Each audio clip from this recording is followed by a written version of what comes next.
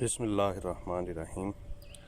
आज हम गुलाब की एक मोस्ट कॉमन डिज़ीज़ जिसे हम कहते हैं डायबैक डिज़ीज़, उस पे हम बात करेंगे। इसमें होता ये है कि कोई भी ब्रांच ऊपर से ड्राई होके ब्लैक होना शुरू होती है और आहिस्ता आहिस्ता वो चलती चलती नीचे की तरफ जाती है। जैसे कि ये आपको नज़र आ रही होगी, ये मेरे इस गुलाब में ये प्रॉब्लम चल रहा है। ये ब्रांच टॉप से ब्लैक हुई, बिल्कुल खुश्क हो गई और फिर आहिस्ता आहिस्ता चलती चलती अब ये नीचे की तरफ जा रही है और अभी तक ये यहाँ तक पहुँची है, इस जगह तक। इससे आगे अभी ग्रीन है।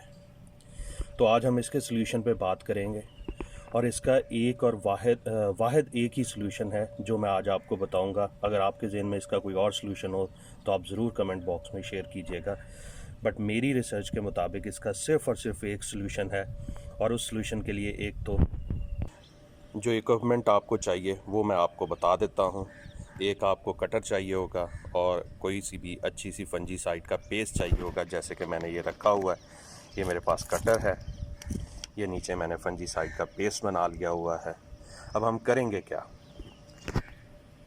हम इस जो ब्रांच जो कि ड्राई हो रही है वो जहाँ से ग्रीन स्टार्ट होती है उससे थोड़ा नीचे तक हम इसको काट देंगे। अगर पॉसिबल हो तो आप पूरी ही ब्रांच को काट दें और काट के फिर उसके ऊपर आप फंजीसाइड का पेस्ट लगा दें। इसी तरह कहीं और कोई ब्रांच है वो भी डायबैक हो रही है तो उसको इसी तरह काट के उसके ऊपर फंजीसाइड का पेस्ट लगा दें, क्योंकि अगर आप इसको नहीं काटेंगे तो ये ब्रांच अपनी डिज़ीज़ को कैरी करती हुई पूरे प्लांट को भी ख़त्म कर सकती है, दूसरी ब्रांचेस को भी इफ़ेक्ट कर सकती है। तो इसलिए जब भी आपको ये नज़र आए आपने फ़ौरन यही काम करना है। जैसे कि मैंने आपको ये ब्रांच अपनी दिखाई, बल्कि इस पौधे में एक और भी ब्रांच है जो कि आपको नज़र आ रही होगी। ये देखें कितनी ब्लैक हो चुकी हुई है और ये जाते जाते यहाँ तक पहुँच चुकी हुई है। बेसिकली अगर आप गौर करें तो ये दोनों ब्रांचेस का ओरिजिन एक ही है। तो अब मैं ये करूँगा कि इसको ओरिजिन से यहाँ से काट दूँगा ताकि ये दोनों ब्रांचेस ख़त्म हो जाए और ये मेरा प्रॉब्लम जो है वो परमानेंटली रिजॉल्व हो जाए। तो आपने भी ऐसे ही करना है। अब मैं आपको इसको काट के दिखाता हूँ।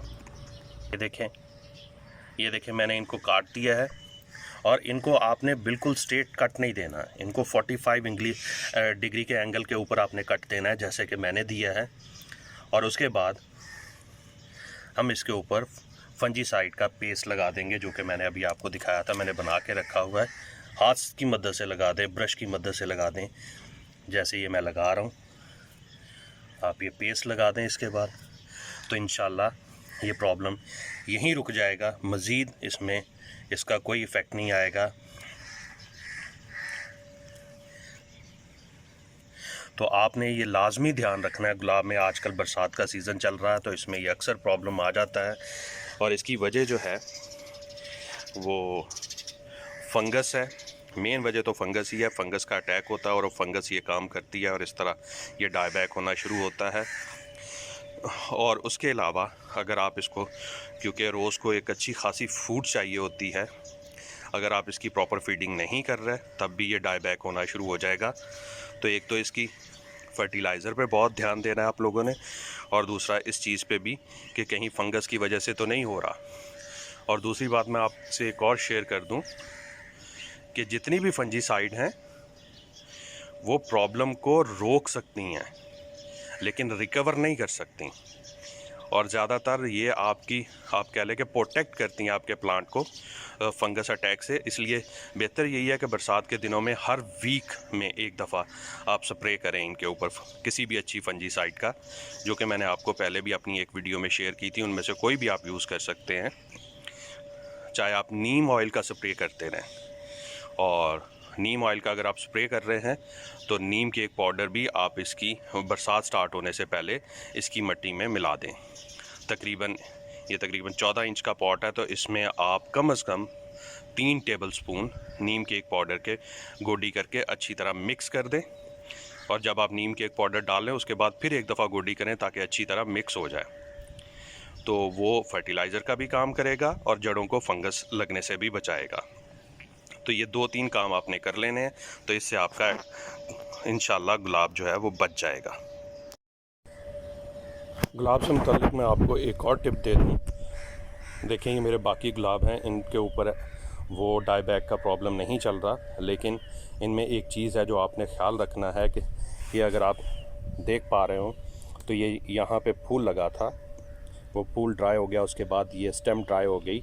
तो आप लोगों ने इनको जितनी भी ड्राई स्टेम्स हों, ख़ास तौर पे जब फूल ड्राई हो जाता है तो आप कटर की मदद से या हाथ की मदद से इन्हें रिमूव कर दिया करें, क्योंकि ये भी एक वजह बनते हैं। जब ये ड्राई होते हैं तो ये फंगस को एक्टिवेट कर देते हैं। जैसे मैं ये रिमूव कर रहा हूँ अपने ड्राई फ्लावर, तो इस तरह रिमूव कर दिया करें, क्योंकि ये फंगस को एक्टिवेट कर देते हैं। अगर एक्टिवेट हो जाएगी तो ये स्टेम जिस पे ये लगे हुए हैं वो डाई बैक होना शुरू हो जाएगी, और अल्टीमेटली फिर आपको मैंने बताया कि वो आपका पौधा भी बिल्कुल ख़त्म कर सकती है एंड तक जाके। तो आपने ये बहुत ख्याल रखना है गर्मियों में ख़ास तौर पे, और बरसात में तो बहुत ही केयर करनी है, क्योंकि बरसात में फंगस बहुत तेज़ी से एक्टिव होती है, क्योंकि हवा में नमी होती है, और फंगस के लिए ये आइडियल मौसम होता है टेम्परेचर और ह्यूमिडिटी। इसमें फंगस बहुत तेज़ी से काम करती है। अगर आपको ये मेरी वीडियो पसंद आई हो और इससे आपको कोई हेल्प मिली हो तो सब्सक्राइब करना ना भूलिएगा। और अगर किसी किस्म का भी आपको होम गार्डनिंग से मुतल्लिक टिप्स चाहिए हों तो आप मुझसे कांटेक्ट कर सकते हैं थ्रू मैसेज।